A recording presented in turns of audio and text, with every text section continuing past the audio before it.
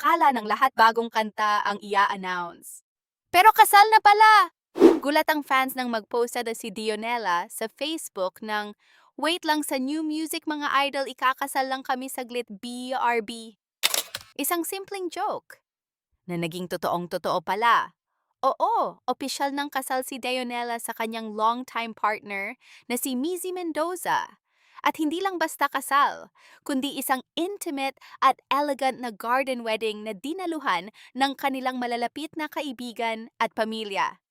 Ayon sa ulat ng ABS-CBN News, simple pero very heartfelt ang naging seremonya, perfect para sa isang love story na matagal nang hinintay ng fans. At kung matatandaan ninyo, hindi ito basta bigla ang pangyayari. Noong nakaraang mga buwan, nag-viral si Junella matapos siyang mag-propose on stage.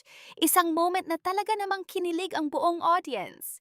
Habang hawak ang mic at sa harap ng maraming tao, ibinuhos niya ang kanyang emosyon at buong tapang na tinanong ang pinakamahalagang tanong.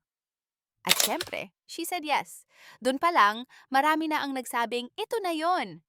At ngayon, pinatunayan nila na hindi lang ito showbiz moment, kundi totoong pagmamahalan. Sa mismong kasal, makikita ang saya at pagiging genuine ng celebration. Isa sa mga nag-host ng event ay si Ayanna Perlas, na nagbahagi pa ng ilang sweet at fun moments mula sa reception. Pero hindi lang puro kilig. May halong saya at kalokohan din ng gabi. Isa sa mga standout moments ay ang pagdating ng viral content creator na si Ian Mark Kamangkang, or mas kilala bilang Pitik Queen. Sa gitna ng reception, ipinakita niya ang kanyang iconic na pitik moves na talagang nagpasaya sa lahat ng guests. At hindi lang iyon, pati ang ilang bisita ay hindi napigilang ma-starstruck.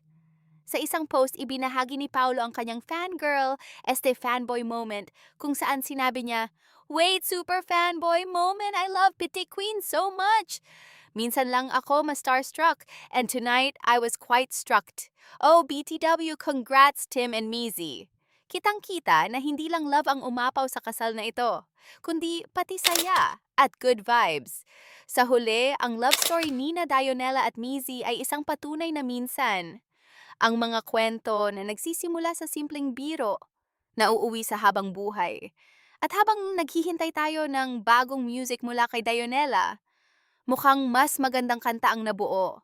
Ang bagong chapter ng kanyang buhay bilang isang asawa. Subscribe para sa mga susunod na ulat at chismis. Please click sana.